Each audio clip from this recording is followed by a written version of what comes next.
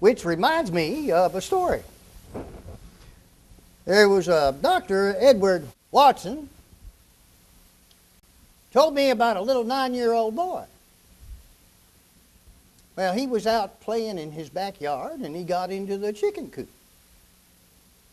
And he cut his left leg on a piece of wire.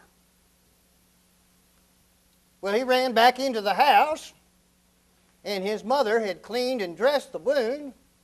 And several days later, little Robert came down with a fever. Well, she used cold compresses and tried to keep him warm to break the fever, but it did not break.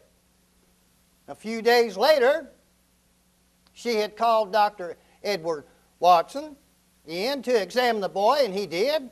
And he told Mrs. Johnson that if the boy did not get any better, that they were going to have to take the boy's leg.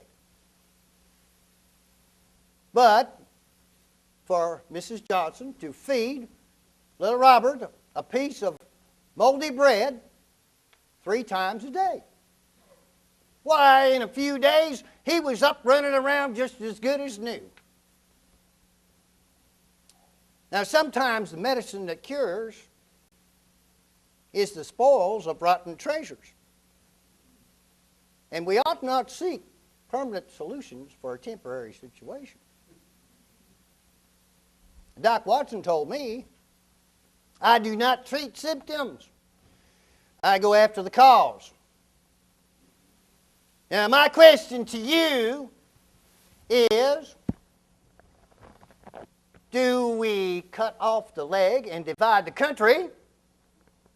Or do we fix the cause and feed them moldy bread? Never give all your heart for love. Will hardly seem worth thinking of to passionate women if seem certain, and they never dream that it fades out from kiss to kiss. For everything that's lovely is but a brief, dreamy, kind delight. Oh, never give all your heart outright, for they, for all smooth lips can say, have given up their hearts to the play.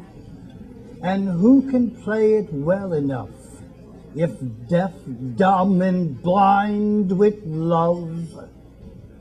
He that made this knows all costs, for he gave all his love and lost.